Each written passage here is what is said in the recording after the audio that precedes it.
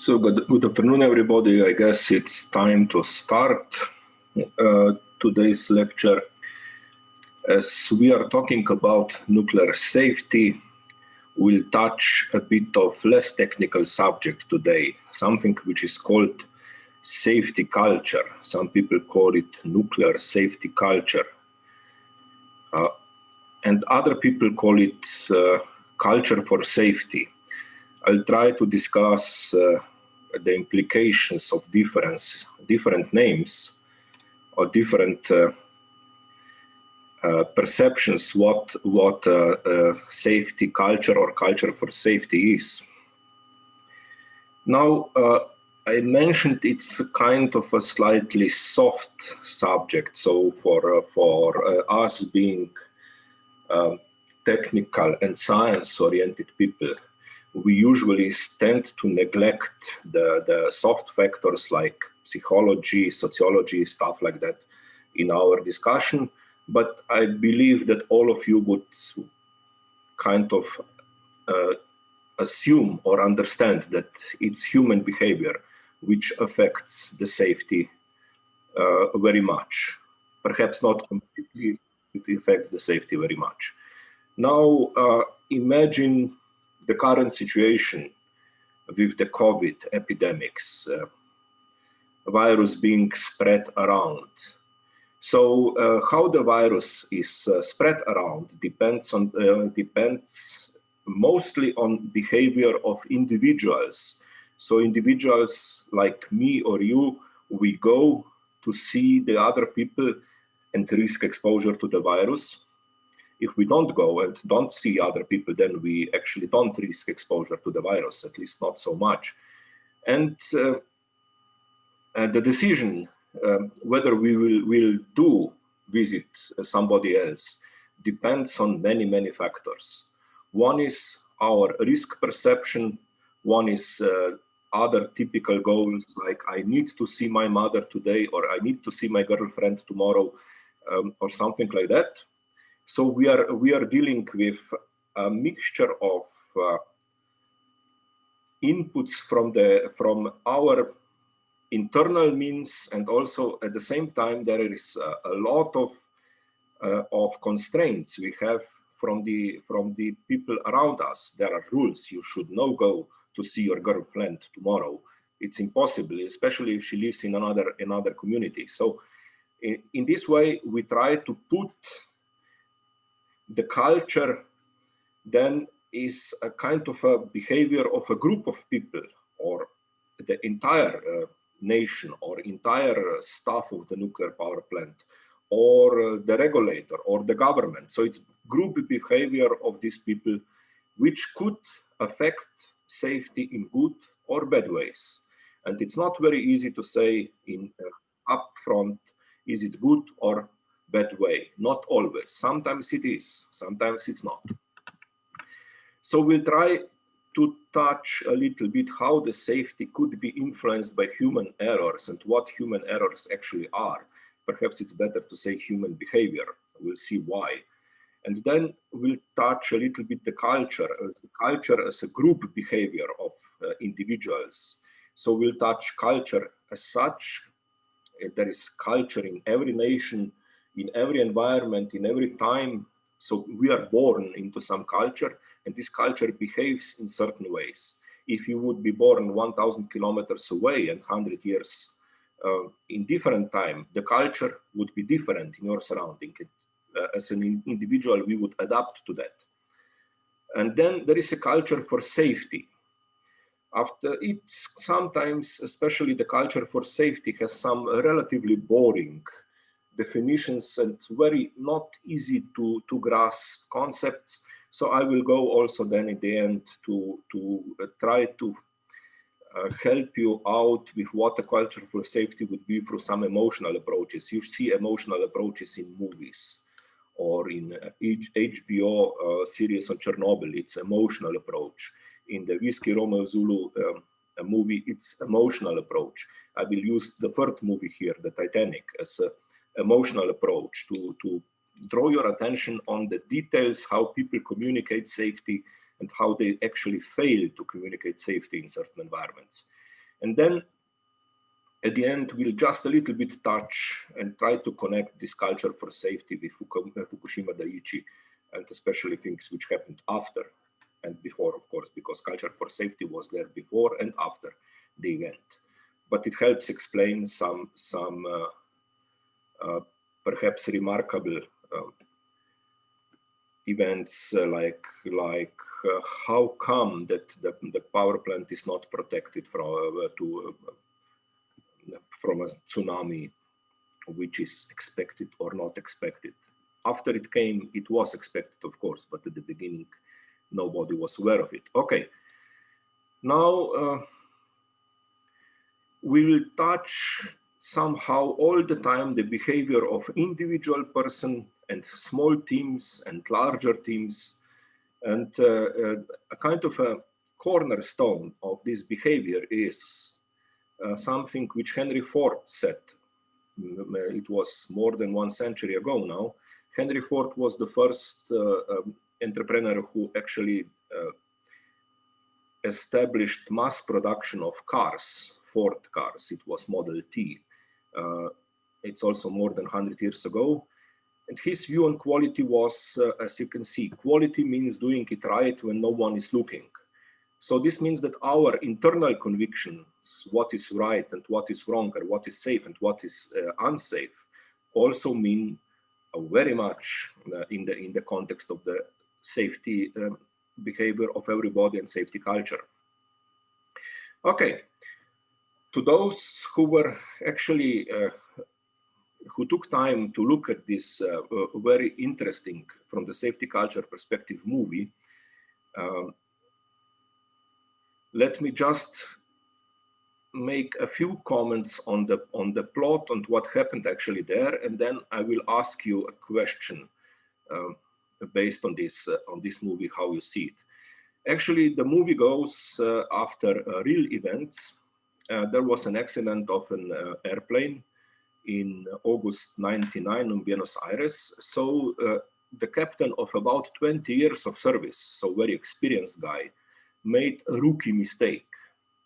And this rookie mistake was he tried to take off without flaps. And more than that, it's impossible to take off with this type of plane. It was Boeing 737 without flaps. And he knew that, of course. He was captain of 20 years. And the second mistake was he actually ignored the warnings. The airplane warned him all the way during the takeoff that he cannot take off. The configuration of plane is not good one. So he finally, unfortunately, finished with the plane in some oil refinery downstream of the takeoff runway. That's unfortunate, but the movie shows the developments also before this accident, and it shows it from the perspective of another pilot of the same company who actually resigned because he could not stand the safety culture in the company. And this safety culture is very much depicted, very good depicted in this movie. Now for you, there is a question. I am launching the poll. I hope you see it. The question is, what do you think contributed to the accident of this particular aircraft? Was it human error by the pilot? Who, it's not disputed. He failed to use the flaps and he ignored the warnings. Were there any technical issues with the plane? Do you think that behavior of the airline management before this event contributed? Do you think that behavior of other airline staff, like maintenance crew and so on, also contributed to this particular accident? And last but not least, do you think that behavior of the regulator contributed to this accident? Please vote. It's multiple choice question, so not it's more than one answer, but which one do you think are important? Just one question related to the poll. Yep. Shall we select like the most, like the one we consider was the most, the contributed the most? Yes, please, what consider the most? And actually ignore only those which did not consider at all.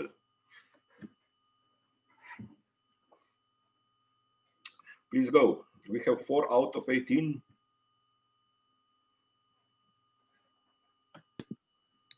Sorry, where do I find the poll? Because I'm not sure. It should show up in your screen by now, I guess.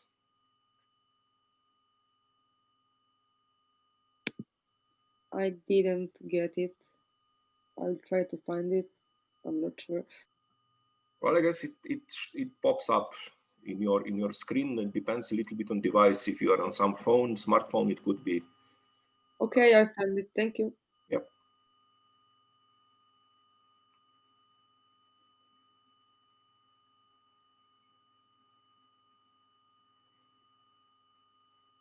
So we have now 11 of you. Do we have anybody more?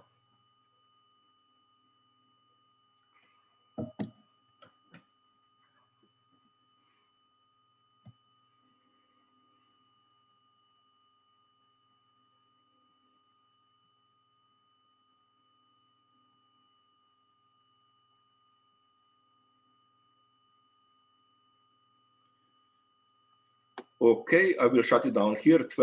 We have about 12 students, so the guests didn't vote. They could vote also. That doesn't really matter. So I will now share the results with you. Yes, you all agree that it was the human error by the pilot. Indeed, that's correct. It's not disputed. Then the behavior of airline management is also very important. I will just comment that if the airline management would do its business in the safety sense very seriously, then this captain would never be a pilot. He actually had very, very serious problems passing the training. Also, the other airline staff was important. You can probably imagine, if you looked at the movie, how there was a fire device, how it was replaced in the airline after the pilot complaint is out of date. And of course, the regulator. How come that a company like this operated? By the way, after this accident, the company was dismantled. So it was a little bit too late, but a kind of a normal response to such a situation. So it's easy. Let's just say here, when we come to the human error, that usually it's easy to blame the pilot or the person who operated the machine at the time of accident, or the persons who operated the machine. But in most cases, the fact that they made a mistake is only a kind of a precursor that something much larger and much bigger was getting wrong in the company and in the environment. So moving then to the next slide. With this example, let me just try to make it clear that the safety of complex systems, and now airplanes and nuclear power plants and medical systems also, are complex systems. And everything which require a lot of hardware and hardware designed to prevent single failure, and what involves a lot of highly educated, highly trained people, is a complex system.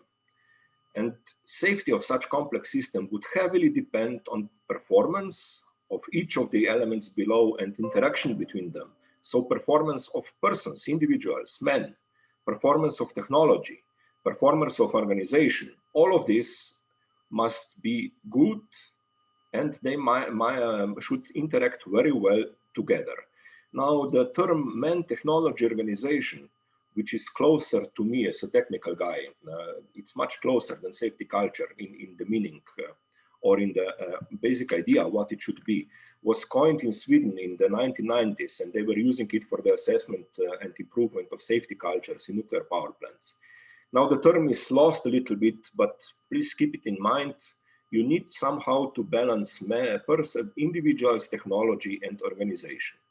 Let's go back to the airplane. Airplane was more or less okay at this particular time, but not always. So in the Lapa company, they had a lot of issues with the maintenance, and the other pilot who actually then wrote the script for the movie resigned because he could not fly in such conditions. It was too difficult for him. And the guy, the pilot who actually then made the human error, was in the position that he had a lot of children, not very good income, so he was kind of forced from the individual perspective to fly and to earn money. Even the risks of not earning money were in his head perceived as much larger risks than making an airline accident.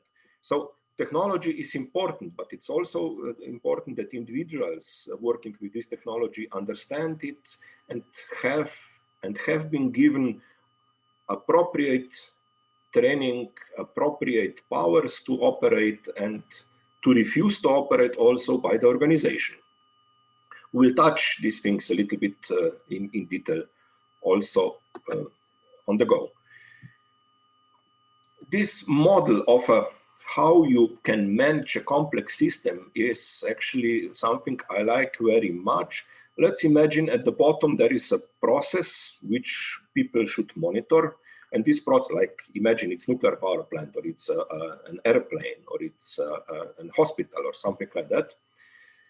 You have the people, call them operators or pilots or doctors, who actually operate this or monitor this process or control this process at the sharp end. So they're in direct touch with all the hazards, all the problems, practical problems, how to run the stuff. This is the sharp end of the people monitoring or controlling this process. At the blunt end, there are managers, regulators, developers. So there are people who actually define some kind of boundary conditions. How much money you have to do it, in which way you can do it, in which way you cannot do it, what is allowed, what is not allowed, and developers from the technology side, what is available as a technical solution, what is not available as a technical solution. So if you look at this then from a little bit different perspective, the system is variable and it's moving all the time. It is changing, and there are a lot of coupling physical processes there. Some are very good understood, not all of them are very good understood, especially not the couplings. Yes, individual processes, but not necessarily all the couplings. So the people in charge of the process, the operators, the pilots, they have to adapt all the time to cope with this complexity, and also a little bit with surprises, and most of the time with not surprises. Please note that they are operating in the conditions which is called multiple interacting goals. Now, one question would be, if are the nuclear power plants there to produce safety? I would say no. They are there to produce electricity. It's a good idea to produce electricity in a safe manner, but safety is not a product per se.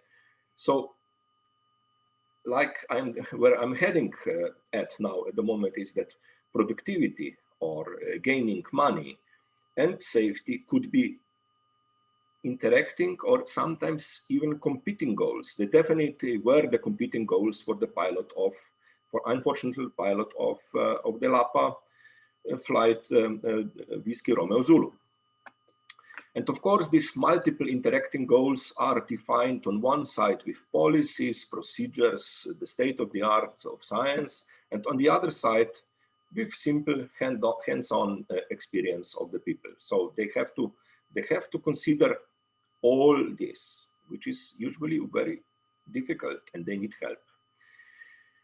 And now, even a little bit more closer look to the individuals operating, to the operators. pilots.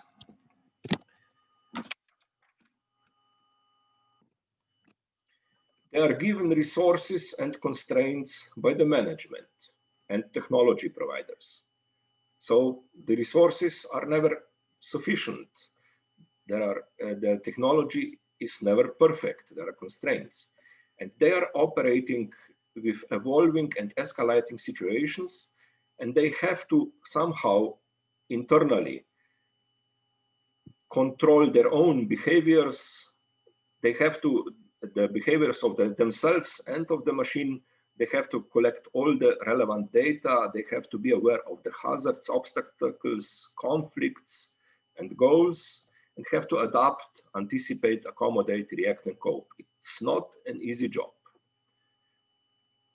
And it can be, they could be helped or not helped by the resources and constraints and by the management and the development of technology. So then it looks like this at the end of the day. It's kind of a, you know, Swiss cheese safety model again, but now here the levels of defense are institution, which is, let's say, institution could be, let's have it government for a while here, then it's organization, it's the company, it's the professional, so it's how the operator or pilot sees the things, it's technical, it's how the technology performs or not, there is how the team performs and how the individual operator performs, and each of them have some flaws. And now if the holes, the flaws are aligned, by chance, of course, the accident could happen. So it goes more or less in the same way, at least visually, as for the technology. We have layers of defense in the technology, and we have layers of defense in the soft mode, in the, let's say, in the cultural space.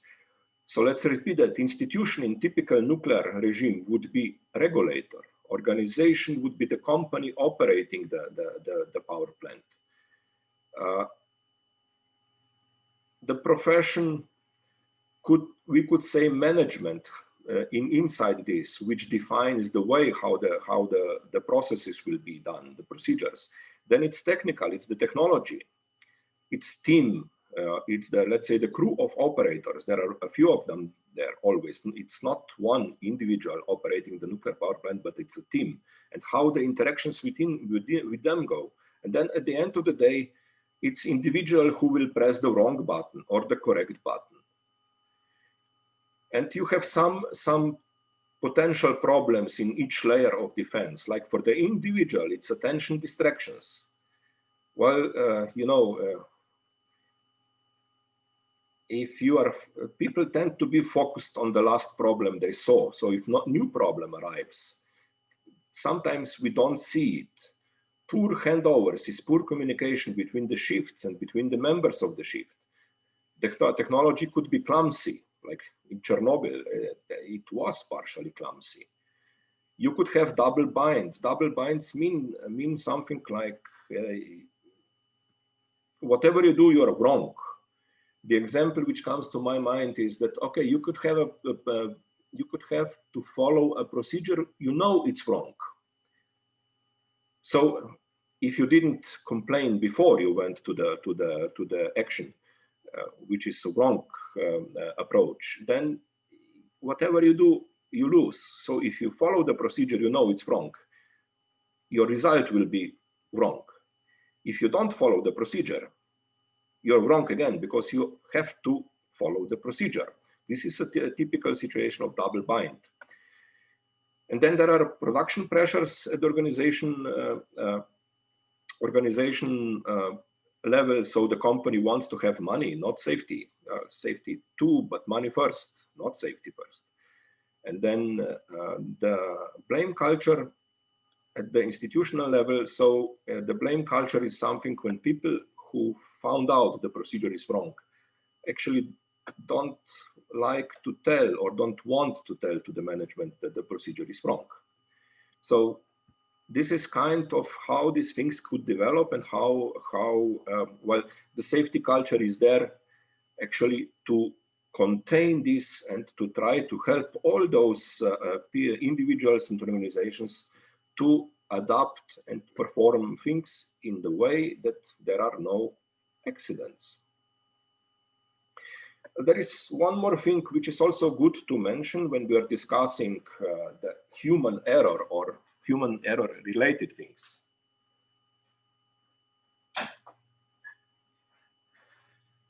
It's the so-called hindsight bias. So before the accident, the system is very, very complex. And it's very difficult to predict in which way the accident will progress. But after the accident, it never involves the entire system. It only involves a very short, relatively short path from normal to very, very wrong, or to very bad conditions. And to the guys who are investigating the accident, this is a very obvious thing.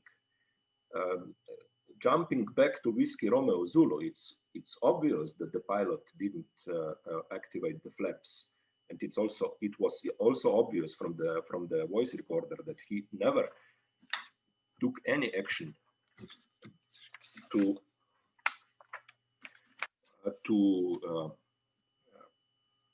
address the warnings which were sounding in the cockpit. So as a conclusion of this first time, you could always blame the accident to a human error, and there is a pretty good chance that at the end you will catch the operator really do something wrong, especially if you look after the accident when everything is clear. If you look from the before the accident, sometimes it's very difficult to say what was wrong, but when the accident happened, things are obviously wrong. It was in the historic development of technologies, the blaming the person, the human operator, human error, was a mantra.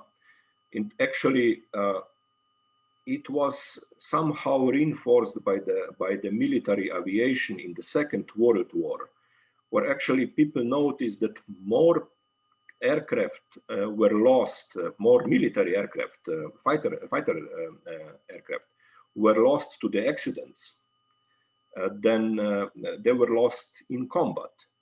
So they figure out, okay, well, this human error, this is a problem, so we have to improve our people. And well, this is perhaps a good goal, but whenever you tend to blame an industrial accident in a very, very complex system to the human error, then the current scientific background in this area would tell you, okay, well, there was a human error, but you should actually think not how this person did the error, but why did this person come to this particular error. Okay, then we are touching safety and human errors. On the left-hand side, we have the typical classical look at the human errors. The one I just said, it's probably wrong. So human error, where this is some violation or complacency or not doing what was required by the procedures or by the management, and this resulted in a failure. And then the human error is seen as a cause of a failure. Well, it's very rarely, especially in complex systems, that it is true.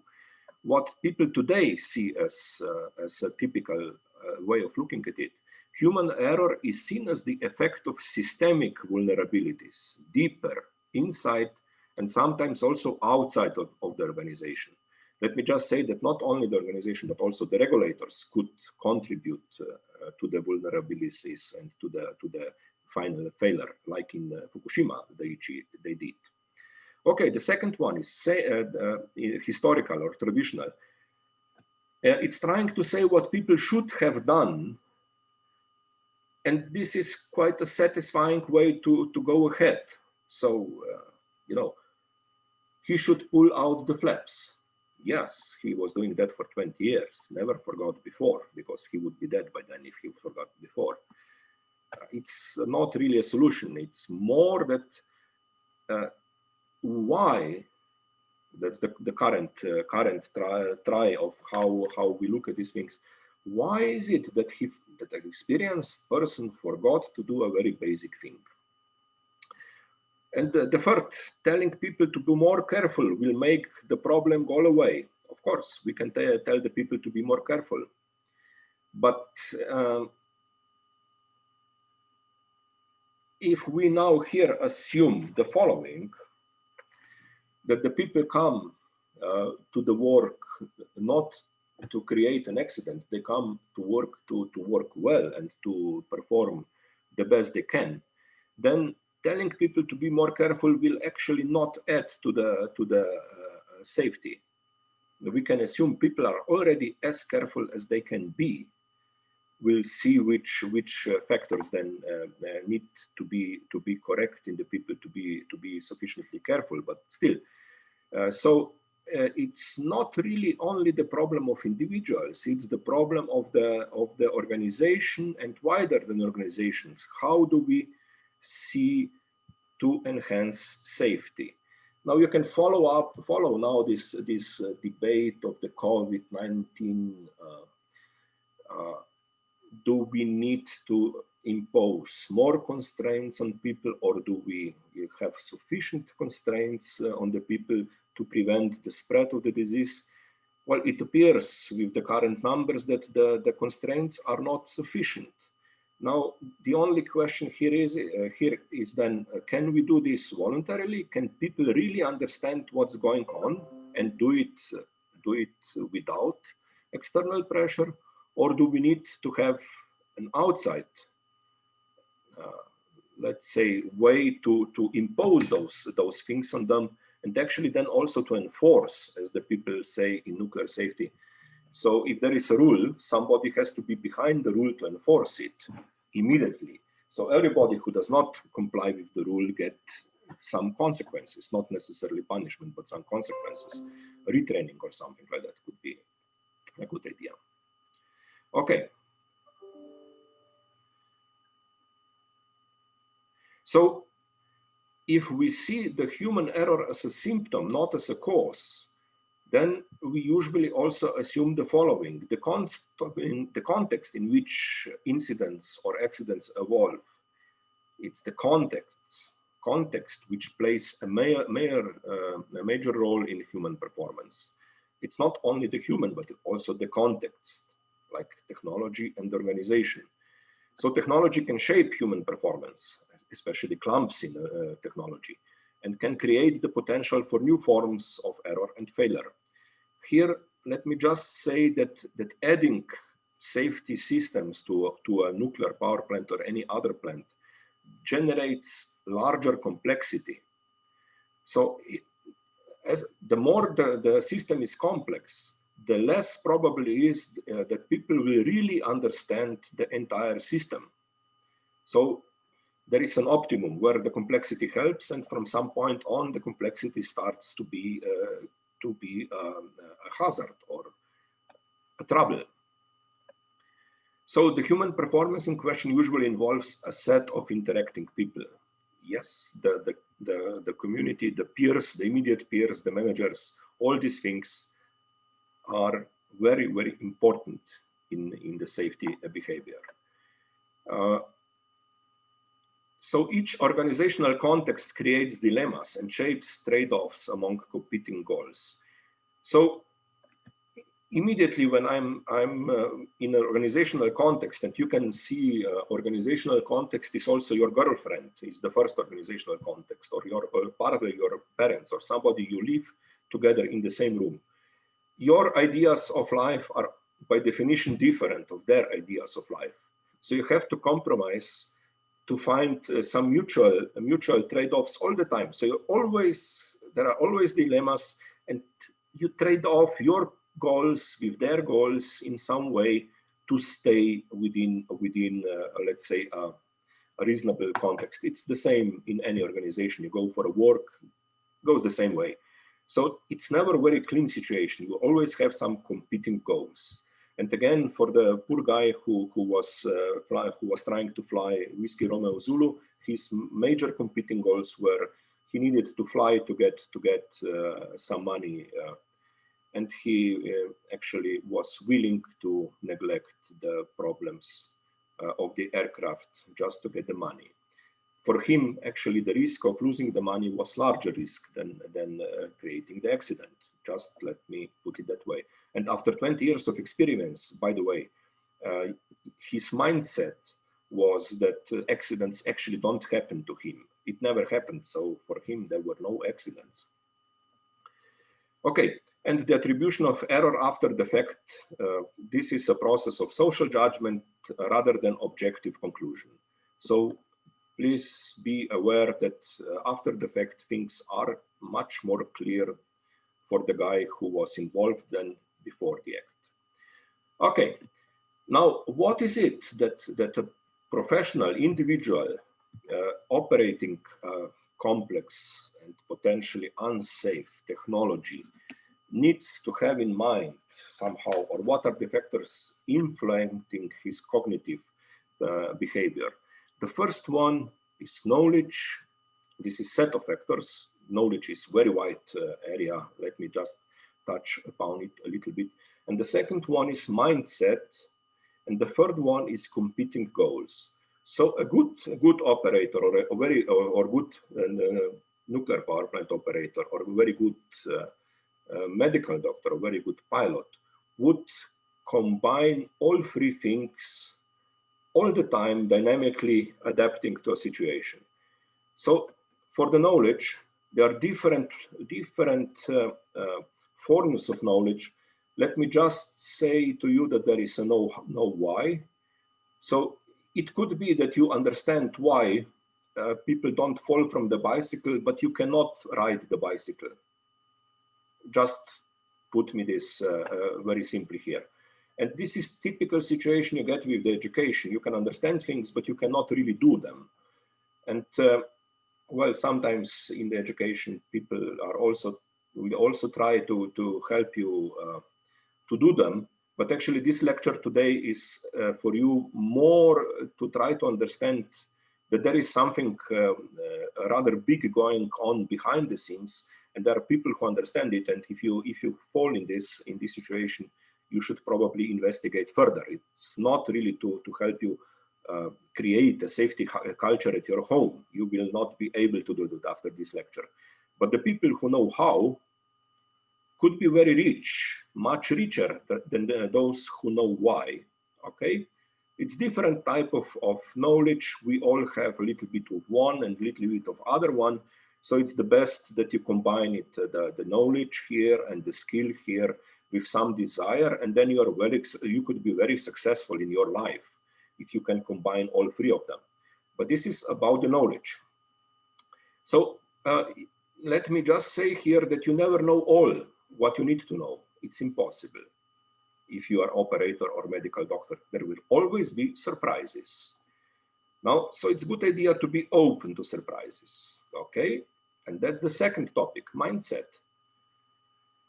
If you are not open to surprises, then you will interpret them completely wrong. Imagine these two pilots, they are flying in the cloud. So they're flying something which is called instrumental flight. And it's a really long training and difficult training to be able for an average person to trust the instruments, not because if you trust the instruments here in the plane, you are not really able to trust your sensory functions. So what you see, what you feel, it's all irrelevant because you are usually wrong. It's only what the instruments tell you. So you could develop the mindset that what instruments tell is correct. So then this is an old pilot joke. If you then see a mountain goat, oh, how come that mountain goat is walking on the clouds? But you know, it's not the goat is not walking on the clouds, it's walking on the mountain. So they are just seconds before the crash and they don't know it. It's the mindset. It's also sometimes called cognitive bias. Let me illustrate it again with the COVID situation. If you personally don't believe there is a COVID virus, and if you believe it's not dangerous, then it doesn't matter how many times people tell you, please wear the mask, do that. You don't believe it. And if you are smart, you can find a lot of evidence today to support your mindset. You go to Google, you find a lot of groups saying there is no virus, it's something Donald Trump invented and is using, or there are some other people who invented it is using. So keep in mind, the mindset could be killing factor. And the only problem with this is you are not open for surprises, and you can go downstream without really noticing what happened, like these two guys here. They could be excellent pilots, by the way. And at the end of the day, the third set is competing goals. Some people say, well, its economy will do it faster, cheaper, and safer. That's the free angle here. So it's the operating state. There is a safety boundary. So if you go over here, you are unsafe. There is a workload boundary, how much a person can do, individual or a group of individuals. And there is economic boundary. So you need to create profit at the end of the day. So each of those boundaries is connected to some type of pressure. So if you would like to be more safe, you have to go away from the safety boundary. But if you go away from the safety boundary, then you have to go more into lower profits or more in the workload. And both loss of profits and both too much workload are by definition unsafe. So, balancing these competing goals is also very different. You need to have open mindset, and you have to be open also to old and new knowledge in such situation. Okay, let me just say again, some time ago, and it was, I think, around the time of two accidents with space shuttles, Challenger and Discovery, and the American National NASE, I think there are Space Administration, were actually playing exactly this type of game. They wanted to have things faster, cheaper, and better, or better could be said safer. And finally, they recognized after these two accidents that it's very difficult to do it faster, cheaper, and better or safer. They were forced then to change the strategy after the two accidents and the accidents reports. And they said, okay, now we are doing it faster, cheaper, and better, but you have to take only 2 out of these 3. The third one is not really in the game. You cannot control all 3 of them at the same time.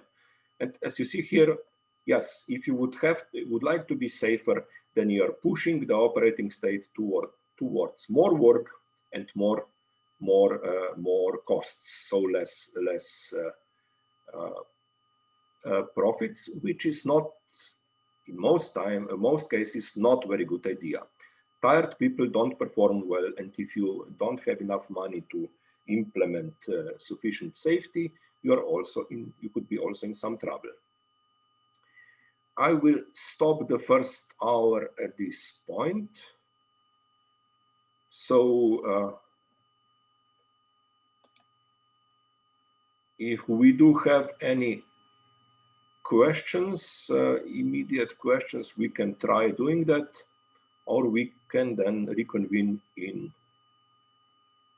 I don't see any hands, so I suggest we reconvene in 15 minutes, 15 after 2. Okay, see you then, thank you.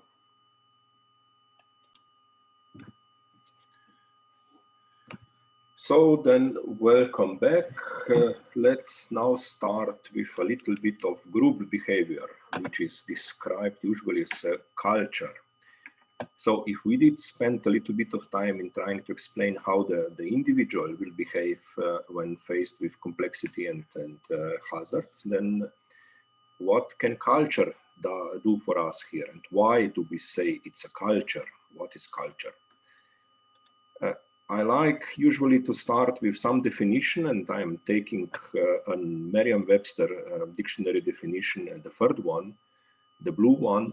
So a culture is kind of a set of recipes for individual to have a convenient life in a certain place and time.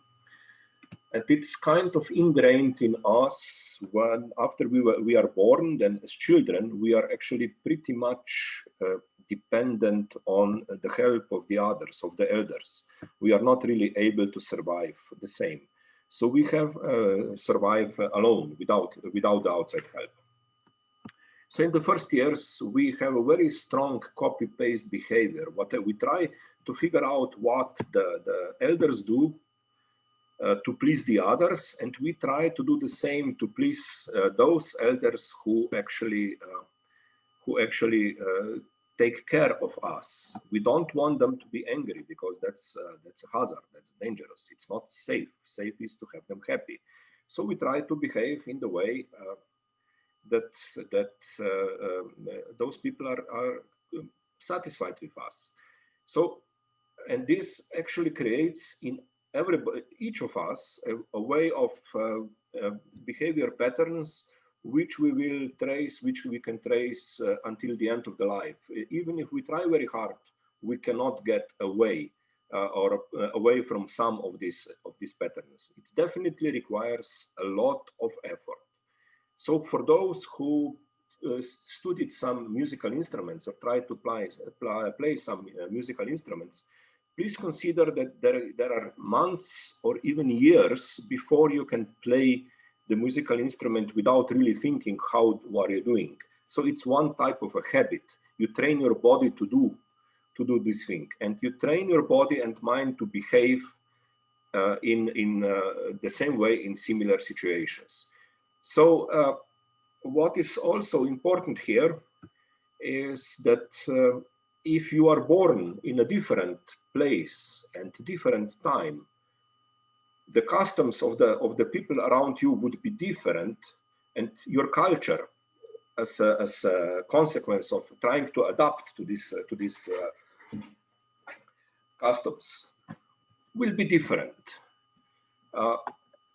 What the IAA Tech Doc 1329 said is, culture is to a society what memory is to individuals. But yes, memory, but it's very hard memory. It's a memory of, which is very difficult to replace with something else. It's very hardwired memory. Okay, what are some elements of culture at large, general culture? Definitely the language. Language changes the way, the communication, but communication could be different in one place of the planet than in the others. Now, related to COVID, COVID is communication disease, by the way. So you communicate with too many people, you will get COVID, especially if you communicate from a short distance. So a typical culture of southern France, for example, is to kiss your friends every day when you see them. Okay, so it's very, very dangerous actually now in COVID, but that's the culture. So everybody does this. So it's not a big deal if you step to some girl on the street and kiss her because she's your friend, not your girlfriend, just friend. On the other side, even in Europe, within Europe, in the Nordic countries, those people will not really come close to each other, not very close. Sometimes my Finnish colleague is joking in the sense, well, it's very difficult for us now with this COVID-19 requirements. We need to be 1.5 meters apart, and we are waiting very hard for it to go away. Then we will be able to go to 3 meters as normal. So so they don't kiss each other. It's not the culture there, no go. Well, if they kiss, it has very, very specific meaning. Not in France, for example. So if you go, this could be also rituals, roles, can go to kissing, courtesies, customs, relationships, practices, what is expected behavior. oh, this guy is not very nice. He's I don't know what. That what you say to somebody who actually does not really adapt to the your expectation of your culture, where you are coming from. And also it goes down to values and very intimate thoughts, which also influence the culture. So here, let me just say again, it is possible to change the culture, but it takes a huge time. It's months, if not the years, that you can change behavior of people. And this culture, actually, it's instinctive. So you don't think you need to, well, a Southern French, he does not think he has to, or is not allowed to kiss his friend. He kisses his friend. This is kind of instinctive. And this is what is also meant with the culture, that you do it instinctively. Okay, culture at large. Now, organizational culture. Sometimes nuclear safety people believe that they invented safety culture after Chernobyl, and that's actually not really true. The safety culture is, as I already mentioned, completely normal thing, and they are discussing it and they are investigating it in medicine, in aviation, somewhere else, in all or most of the high complexity and high risk or high reliability also, because you go with high reliability industry to cope with high risk. There is a safety culture, but then as there is a culture for each, let's say, village at certain time, or city at certain time, or even country at certain time in the history, and it changes geographically and in time. There is also culture which is typical for each organization, company. And what Edgar Schein, he was a theorist of organizational culture, by the way, says that the culture is structured with in three different layers. One is artifacts, and this is above, it's visible. So it's the logos, the symbols, slogans, published values of the company. And this is what also some people call the above the water part of the iceberg. And this above the water part of iceberg is actually very small. The rest, a large part of it, is somehow below the surface, and you cannot see it. And this is also the reason why it's so difficult to change. So like the artifacts, they are visible, they are completely conscious, so you can control them, or each of us can control them.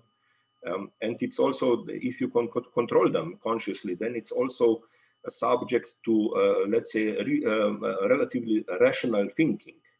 Then you have on the completely other side these basic underlying assumptions, which are unconscious, and it's taken for granted. Taken for granted beliefs is this what we took from our parents, the patterns and our environment when we were very little children. And this also determines our perceptions and behaviors. Please recall now this, how did we call it, mindset. Mindset is, in many people, actually pretty well frozen by this type of experience, early experience in the life, and then experience downstream until they are adults. And this basic underlying assumptions is very difficult, if not nearly impossible, to change with the conscious tries. If somebody else asks us to do it, it's even more difficult. It's possible, but it's really difficult. So in between, there are some exposed beliefs and values, ideologies, goals, aspirations, and this might not be consistent with published values. So let me just give a typical, maybe a little bit crude example, but if we start shouting safety first in a company producing electricity,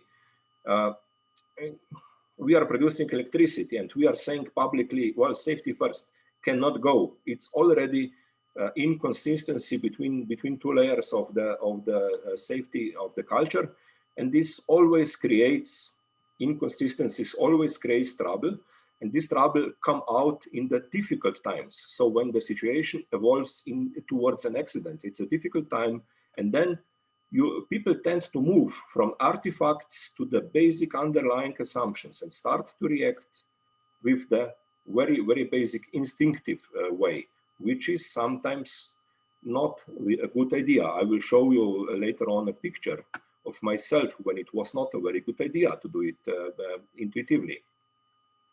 So now to the culture of safety. The nuclear safety culture received major push after Chernobyl accident. That's one of the reasons I asked you to look at the HBO series to have a visualization how the safety culture looked at the time, around the times and geography around the Chernobyl at that time. But now, you know, the nuclear, they usually tell you, while safety culture is something which is very difficult to explain, it's much easier to explain what it's not. So I tried to find a definition, and it's James Reason in 91. He defined something like this: achieving a safe culture. That the safety culture is an engine that drives the system towards the goal of sustaining the maximum resistance towards its operational hazards, regardless of current commercial concerns or leadership style. Now, current commercial concerns, regardless of them, and leadership style, please remember the Henry Ford. Well, when nobody's looking, that's the best quality. If you do what you do when nobody's looking, that's the best, if you are the quality guru. And the goal is sustaining the maximum resistance towards a hazard. So he does not say safety first. No, no, no. He acknowledges we have a potential for accidents. But what is important is that we sustain the maximum resistance towards that. So he says this requires a constant high level of respect for anything that might defeat safety systems, and not forgetting to be afraid. So back to COVID, somebody says, some people say that in countries where the first wave in the spring this year was very strong, in these countries, the people are much more risk aware and behave much better in the second wave. In Slovenia, by the way, the first wave was managed very well, and it was actually not very large. And now in the second, that could be that we forgot to be afraid, because, you know, the first wave didn't do anything. So what would the second wave do? Huh? That type of attitude. So we are now pretty relaxed, and we are not forget to be afraid because nothing happened. Okay, and be careful now. In the high reliability industries like nuclear and aviation, nothing happens for most of your career, most of your life. If you are lucky, nothing will happen. So it's a really low probability that something will happen, and it's a really large potential that people become actually reluctant. Well, nothing can happen. Why? Why should I bother? Anyhow, what Reason says is that the ideal safety culture would be an informed culture. So information, any information from anybody is relevant. You cannot, in a good safety culture, you cannot say, oh, he's stupid, he doesn't know what he's talking about. Doesn't work that way. Maybe he has something to say which makes sense. The second one is reporting culture. So you are not afraid to say to your boss that you made a mistake, by the way. This is a typical interesting question. Imagine you have you are the boss, and you have somebody who actually made a human error, what we said, and made a huge accident because he or she didn't respect the rules. Now what do? Do you fire her, or do you keep her around? At some reporting and learning cultures will tell you, please keep her around, because she's the only one who remembers what happens if she does not really follow the rules. So if you fire such a guy, you are back to the ground zero. So you have nobody in the staff who really understands what happens if the rules are broken. This is a type of thinking sometimes in the culture, which is a little bit non-linear for us technical. Yeah. Technical guys, oh, fire him. He has no clue what he's doing. So get another one. But guess what? The new one, he doesn't have a clue too. That's the problem. So the culture should be just and flexible. Flexible, especially flexible in the sense surprises are killing the high reliability industry, not expected events. Expected events are okay most of the time. Surprises are there. We have a quick poll here. Let's try if we can make a poll.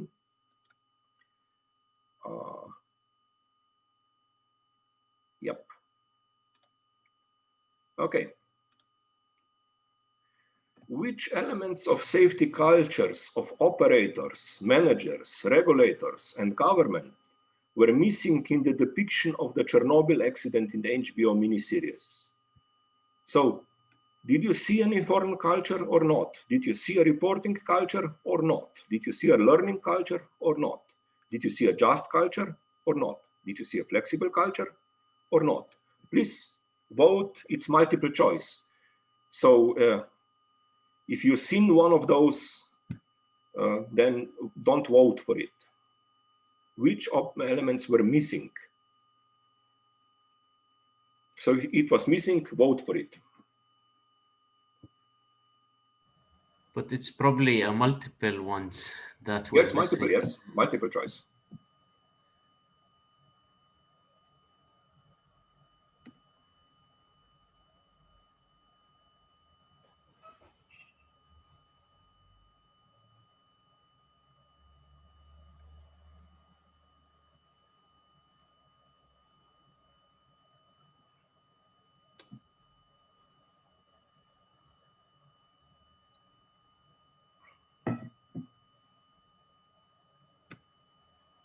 Grade 9 out of 16, maybe a few more.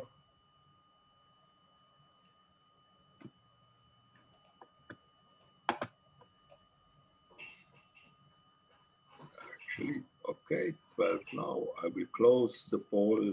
That's good enough. I share the results. Yes, well, all of them were missing. Now, informed culture, you know, if you see how the president had to decide who to send there, up to the highest level, the information was incorrect. Reporting culture, actually, the Secret Service asked people not to tell about the problems in another reactor of the same type, similar problems. So it's they could learn from the other nuclear power plant in time. Learning culture, reporting culture, this goes together. Just culture. Well, you know, if the person who is pushing the button, let me comment this from the individual perspective, as people are rational at the work, so they will minimize their own risk, like the pilot of Whiskey Romeo Zulu did. And this guy in Chernobyl who actually ran the experiment, he also minimized his own risk. And his risk perception was probably something like that. I have two choices. One is I obey the command. I know the command is stupid and dangerous, but if I say no, the punishment will be swift and immediate, and I will go to Gulag for the rest of my life, and I will never see my family. And it's certain, it's 100% sure. If I say no, I go. If I say yes, I have a small chance that things will go okay. So then this is a better perspective for me. And this is not a just culture. It is to some extent a flexible one, but not really flexible in the right direction. It should be flexible to take on good results. Not really too well. The flexible culture would be something which would never put this guy in such a thinking. That would be a good idea. Okay, so we move on.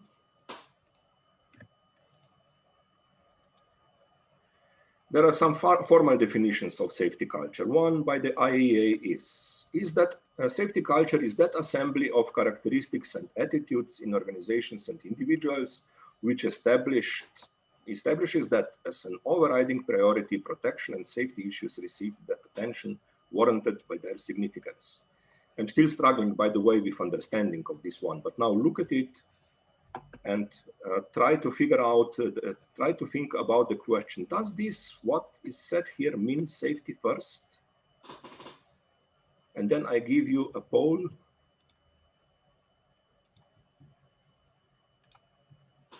Do you think this definition says safety first? Please vote.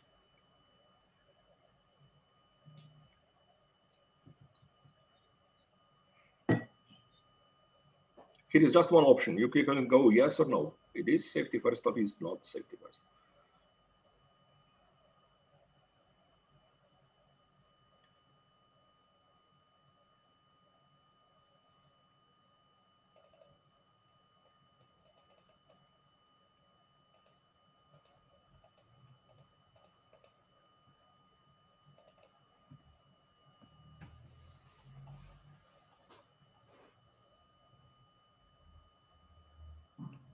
Okay, we have now at 9 or 15, please.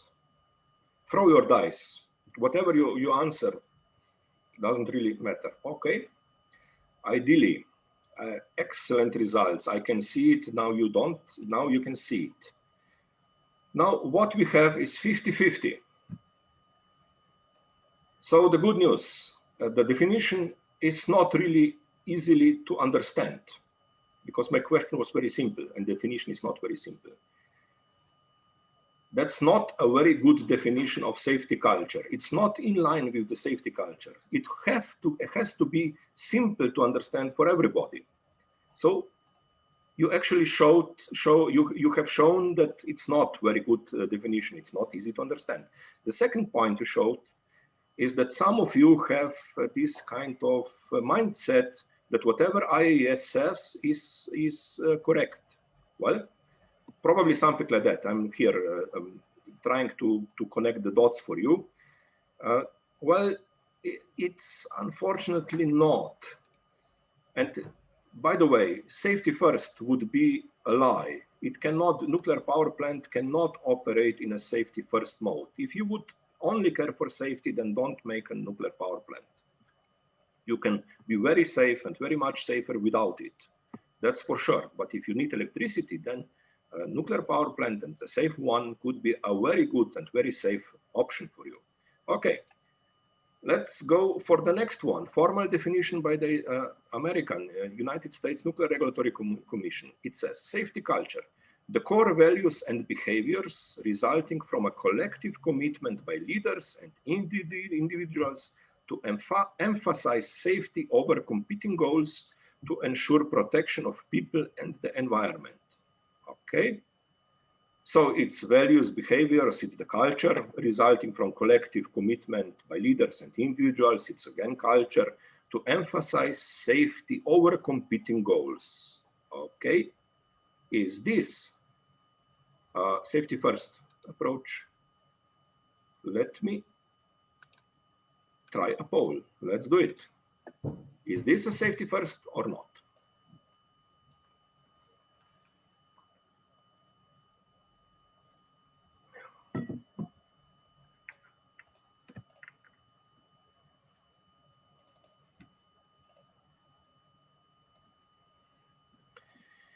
Okay, thank you. 11 or 15, we can, well, 12 now.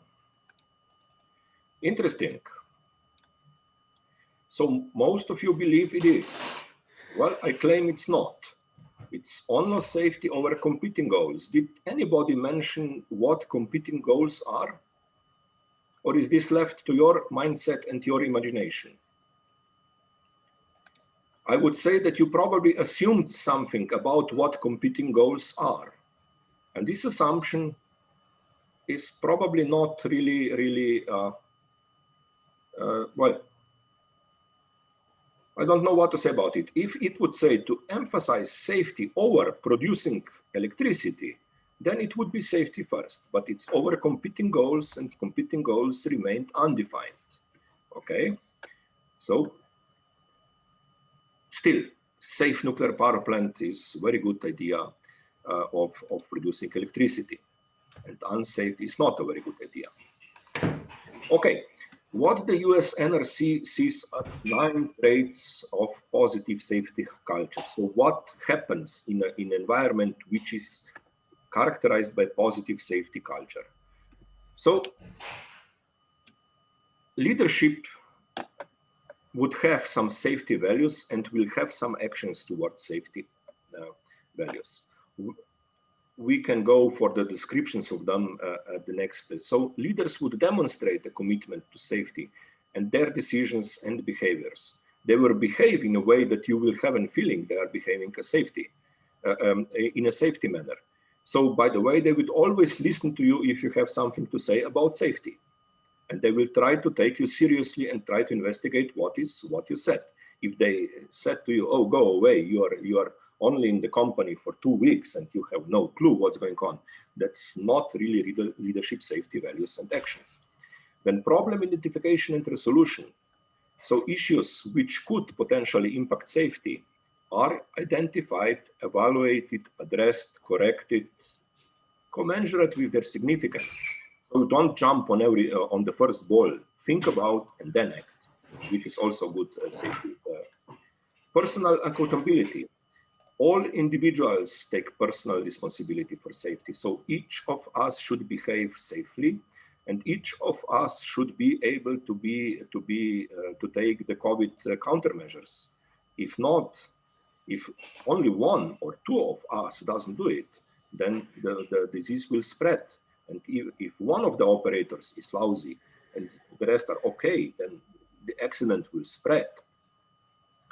So the work processes, the process of planning and controlling work activities is implemented so that safety is maintained. Continuous learning. Yes, there are many, many opportunities to learn from science, from experience of others, from experience even of other industries. And there is environment for raising concerns. So personnel is free to raise safety concerns without fear of retaliation, intimidation, harassments, or discrimination. Now, if you go to the Whiskey Romeo Zulu, the pilot who wrote the script for the movie, he was actually more or less forced to resign because he was complaining about safety concerns. And the guy who actually then was a pilot in the crash, he was kind of sensitive to his personal situation, so he was really not in the position to complain about anything. And that made him a very good worker. So please consider this one is very, very important. If you are not allowed to say something about the safety in your organization, then your organization has a very lousy safety culture. Effective safety communications. Communication maintain focus on a safety. We'll look later, a little bit later on in the Titanic movie, how the communications can lose the focus on safety, discuss the safety around the corner and come nowhere. So respectful work environment, trust and respect permeate the organization. So if you say something, you better, it is taken seriously by your peers and they try to figure out, and you are not again punished if you make a mistake. It's better to make a mistake on the paper or in the discussion than in real plant operation. Look at it this way. And questioning attitude. So individuals avoid complacency and continually challenge existing conditions and activities. So if you are curious and you don't really believe everything people say to you, this is the questioning attitude. Believe in the sense that you check it. That's typically how the physics students are trained. They don't really believe what's written in the book. They have to check it. So it takes a little bit of, sometimes a lot of energy, but it's better because then you understand why it's said in the book like it's said. Nevertheless, the safety culture it's easy to see declining safety culture. So in the INSAC, International Safety Advisory Group of the IAEA, document number 13, they start with the lowest level is overconfidence. Oh, I know what I'm doing. Don't tell me what I'm doing. I know what I'm doing. You know, you already heard somebody saying that, and it's usually not really good result. But on the other way, be aware that that to run a very complex and very reliable machine, you need to have some confidence. Okay, without confidence, you are too afraid to do it. So you need to have some confidence. Now, overconfidence is tricky, but confidence per se, no, especially if it's sound confidence. The second one is complacency. Complacency when you are actually accepting solutions for which you know they are not very good, but you don't have the energy to push them further, to move it, to do it in a different way. So it's a kind of minimum potential approach. That's not very good idea. Again, so complacency would be you go into a store with a mask and then there is another guy without a mask and you don't say to him, please take the mask on. You just accept he is without the mask. This is complacency. Denial would be when the guy would say to you back, okay, well, what are you telling me? I know there is no coronavirus, so why should I? You're wrong. It's no reason for me to make to have a mask. And you can immediately see that it would result in danger. So if one of you is without the mask, the jump of the virus could happen, and then not only one, but many people will be forced or faced with some collapse. This is the typical sequence of how the safety culture goes into an accident. Now, there are possible improvements. These improvements are openness to experience, new ideas, new knowledge, openness to surprises, actually. Okay. Now, what makes a difference between the culture and the safety culture, the culture as such and safety culture? Here you see myself being in my first loop in acrobatic flying. So I was flying, so that my first loop, it's already on the second half of the loop going down. And when I showed this picture to my mother, and what she said is, oh shit, did you fly low and slow? And that's what intuitive approach to the safety sometimes could be. If you fly low and slow, then if you fall down, you don't hurt. You don't really get killed. But if you go to the physical reality, it's safer if you fly higher and faster. Now, fly low and slow is not a safety culture, but it is what most of the people would understand with it. That's part of the story where the regulators are faced with how to explain to people that a nuclear power plant is safe. Well, if you go with the normal, how the normal people understand it, you can never explain it because you're doing exactly the opposite. But sometimes in the safety culture, you have to take the knowledge and go away with your mindset, okay? Change your mindset to a good. Okay, let's go then to the last or just one before last topic on the safety culture. I would call it emotional approach. I hope this joke will work. If not, then I tested it. It records very well, and when the record of the lecture is available, which will be at some point, then this is what will happen. So let's go to the Titanic movie, another movie. You have the manager of the shipping company, so he's the owner of the company, Mr. Ismay. Then you have Mr. John Smith, he's the captain. So he's kind of a plant manager in nuclear power plant, if you would like to say so. And this one is the owner, the utility company. And there is the guy who actually controlled the direction, controlled the ship during the night when it happened, Charles Lightoller. He was the second officer, and he is chief operator, let's say, of a nuclear power plant in this context. Let's see what discussions they had in the movie.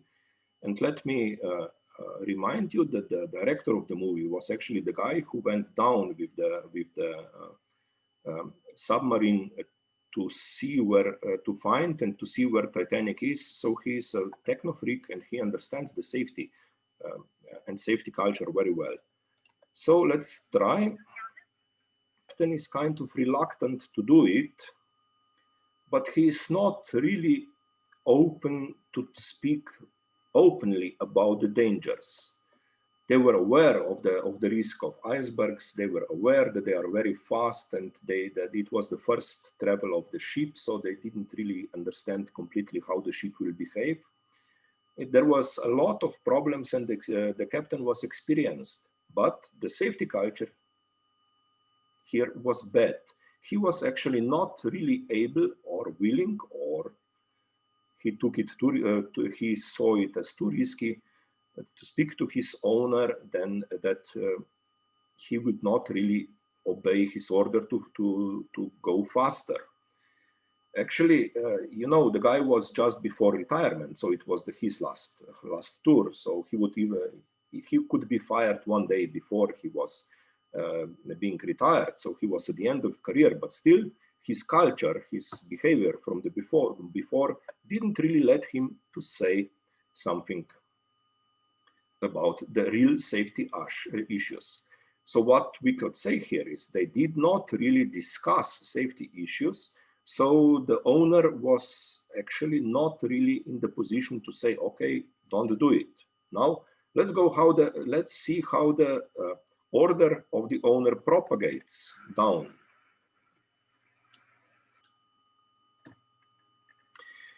Okay, the transcript of the discussion.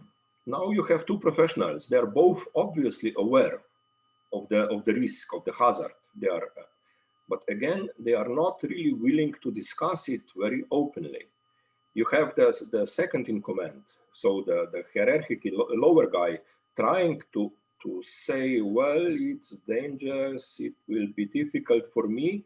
Well, he's actually saying, he's not saying it's dangerous, he's saying more, it will be difficult for me and for us being here in the shift to notice. So as you know what happens at the end, so it was unsuccessful discussion again of safety issues. They could, in a more open discussion, decide differently. And now we have all the management decisions done. And so we cannot undo the management decisions. That's the first part of that's the blunt end of the problem. And now when the situation evolves, it's just down to the people, low rank people, operators, and to the design of the machine. Now see what happens. Okay, you know that this was the result. Is how James Cameron, the director of the movie, saw it when he went down to see the wreckage. And let me remind you here, beware of hindsight effect. Now, 100 years later, or even a little bit more than 100 years later, we actually know everything what the guys running the ship should do at that time, but they didn't do it on purpose. Be sure of that. They made some mistakes, but they didn't do it on purpose. Okay, a few comments still on the culture for safety and Fukushima Dai-ichi. I collect these comments from the report by Director General of IAEA some 10 years after the accidents. And what is said there is that a major factor that contributed to accident was the widespread assumption that its nuclear power plants were so safe that an accident of this magnitude was simply unthinkable. Now, let me correlate this, and it's rhyme, so it's easy to remember. There was assumption of Japan that nuclear power plants are, the accident in the nuclear power plants is unthinkable. Yes, and there was assumption in the management of Titanic that the ship is unsinkable. This is a wrong assumption, but it's a good assumption to make to a not very good mindset. So this assumption of accident being unthinkable was accepted by the nuclear power plant operators and was never challenged by the regulators or by the government. So this is the chain of lost defenses in depth. So the operator was not prepared for this surprise. The regulators were not prepared for this surprise, and neither was the government. So that's how the accident could happen. And now take care. The assumptions are very, very, very deep in this hierarchy of the culture. So it's very, very difficult to change them. Even now, today, if I talk to some Japanese colleagues, it's still, you know, kind of, well, yeah, it was bad luck. Yes, it was bad luck, but they were also unprepared. Now, there is also a nice picture in this report, which reminds you that we have different levels of things which we understand. So there are known knowns. There is a lot of things we simply know sufficiently in detail that we can handle them. There are known unknowns. There are things we know, but we don't know when or how they will happen. So tsunami per se is unknown, but unknown is when and how much will be out of it. And we have to imagine that there are still unknown unknowns. We don't know everything. So in the management of safety in a nuclear power plant, it's rather easy to work with the known knowns and known unknowns, because they are in regulations, in procedures, they are in training and experience. It's not very good idea, well, not very easy to know to do with the unknown unknowns. This requires research and preparedness. And research is something most of the operators and regulators try to avoid or diminish the budgets for it at least. And what is part of the unknown unknowns comes as a surprise. Not all of it. Sometimes you are aware that you didn't know everything on time, but sometimes it comes as a surprise. And also there is no other way to cope with it than research and preparedness. So research and preparedness are also a significant part of the good safety culture. There is no good safety culture without research, would be my conclusion here. So not skipping the details on this which are on the slides, let me just use the comment of a good acquaintance of mine, Mr. Takuya Hattori. He was president of JIVE at the time when the Fukushima Dai-ichi accident evolved, and he was actually he and his staff were giving to the world a lot of very good information what's going on, not too detailed but enough for nuclear engineers to figure out what's going on. And he was in the history, maybe 10 years before the accident, he was director of the Fukushima Dai-ichi site, so he understood very well also the dynamics of the people and technology there. His comment was when he was asked at one occasion, what do you think happened actually in Fukushima Dai-ichi? And he said, we did not have enough imagination and we were not sufficiently humble. It's the overconfidence, it's complacency, and it's denial of real dangers. It's the first three patterns of declining safety culture, which are nicely hidden in his very simple comment, and danger and collapse followed. In summary, please remember that safety culture requires interactions of people, individuals, technology, and organization, and that ideal safety culture is something which drives the system, and system is man, technology, organization, towards the goal of sustaining the maximum resistance towards its operational hazards, regardless of current commercial concerns or leadership style. So it could not be a big problem if the management gets replaced or something like that. You know, it's not really, should not affect the safety culture. In theories, of course. In practice, this usually does pretty big disturbance. So as a good safety culture is informed, reporting, learning, it's just, and it's flexible. It's actually relies on the knowledge and good people, and it's also open to surprises. It has the blunt shape where the boundary conditions are being developed, like resources, constraints, procedures, technologies. And it has a sharp end where people have to solve the problem in real time and to manage conflicting goals, obstacles, hazards, behaviors, and so on, coordinating their own knowledge, mindset, and goals. Okay, so even with resources and constraints, they will influence how those people at the sharp end will manage knowledge, mindset, and goals. And they don't want to be left alone, and they should not be left alone or even challenged by the guys developing the regulations or resources or constraints. They have to play in the same team, not in another team. And be aware that known knowns and known unknowns are relatively easy to handle, although actually relatively easy means they require a very complex machine and very complex training and education of the staff to run these complex machines. So it's not so easy, but it's still easier than handling unknown unknowns, especially the part of them which comes in very fast manner, so it creates a surprise.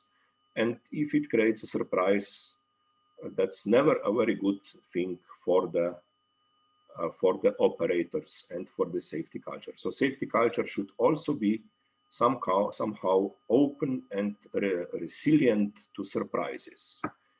Thank you very much. Any urgent or other questions?